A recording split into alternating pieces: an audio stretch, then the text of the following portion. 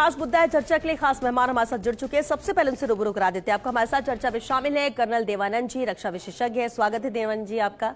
महेश शर्मा जी हमारे साथ है, राजनीतिक विश्लेषक है। महेश जी आपका बहुत स्वागत है। और साथ ही गौरी शंकर गुप्ता जी भी हमारे साथ है, पूर्व राजनयिक है। गौरी शंकर जी आपका भी बहुत स्वागत है। बेहद खास मुद्दा है और शुरुआत मैं आपसे ही करना चाहूंगी देवानंद जी।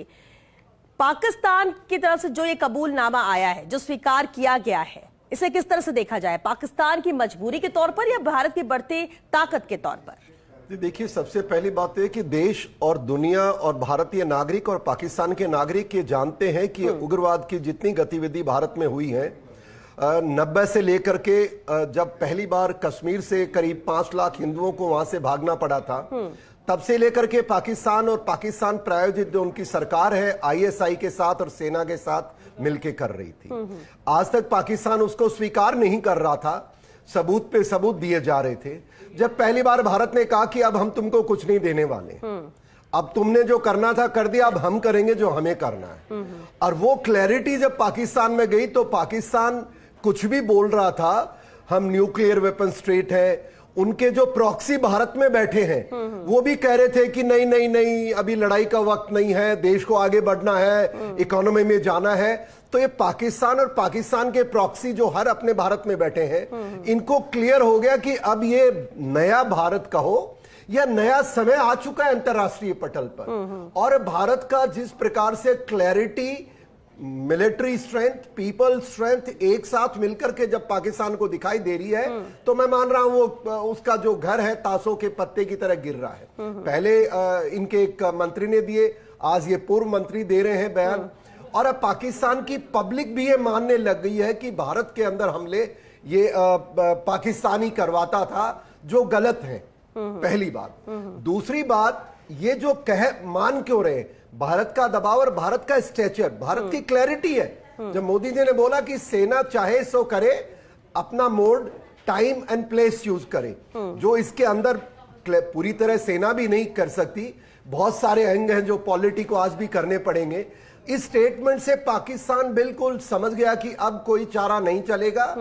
और उसके बाद जो पाकिस्तान की अंदरूनी स्थिति, हम कहते हैं कई बार, बहुत सारी चर्चा करने को कि देखिए उनकी इकोनॉमिक हालत खराब है, इमरान खान उनके एंटी है, ये सारे जब इनकी बात आती है इकट्ठे हो जाते हैं। बट यकीनन पीओके के नागरिक उनका विरोध कर रहे हैं, सेना को उनका डिप्लॉयमेंट भी नहीं करने दे रहे। आपने न्यूज सुना होगा कि कई जगह से वो पोस्ट खाली करके जा चुके हैं। उनके जो गन पोजीशन थी, जो जनरली ऐसे टाइम पर गांव में बीच में लगाया करते थे, वो भी वो लोगों ने बनाने नहीं दी। बलूचिस्तान बहुत साफ संकेत हो चुका है। अफगानिस्तान ने क्लियर कर दिया है कि भाई हमारा इलाका हम छोड़ेंगे नहीं, डुरेंट लाइन को हम नहीं मानते हैं। और टीपीपी जो उन्हीं का बड़े गर्व से उन्होंने तैयार किया था, चारों तरफ से धराशायी पाकिस्तान हो गया, इसलिए उनको मानना पड़ रहा है। एक बात मैं बताना चाहूंगा, अभी तक क्या है कि हम भारत के जितने नागरिक हैं, मीडिया बंधु, सब अपने अपने विचारों से कर रहे हैं। और बहुत सारे जो पाकिस्तान के प्रॉक्सी जो भारत में बैठे हैं, एक गलत फहमी है, छोटे छोटे मुद्दे ला करके भटकाने का प्रयास कर रहे हैं देश में। कभी कोई मुद्दा, एक चीज क्लियरली याद रखने का पड़ेगा कि दुनिया के जो आतंकवाद, पाकिस्तान तो एक मोहरा बना था साहब, एंटी रशिया कैंपेन में पाकिस्तान को, मैं तो कहता हूं पाकिस्तान को इस्तेमाल करने वाला अमेरिका था।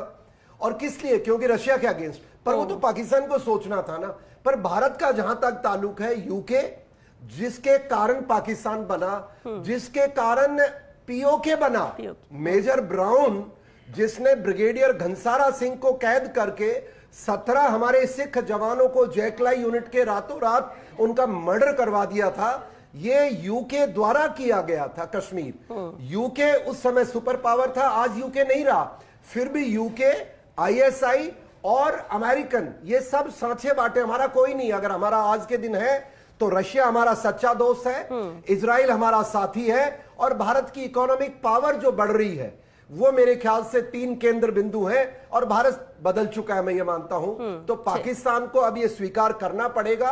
और जल्दी से अगर ये मुनीर को हमारे हवाले कर देते हैं और हाथ ऊपर कर देते हैं कि हमारी गलती हो गई, हम ऐसा नहीं करेंगे, आप अपना पीओके संभालो और बलूचिस्तान में मदद करो कि हमारा देश ना टूटे, तो मैं मानता हूं ये भारतीय सेना स्ट्राइक नहीं करेगी।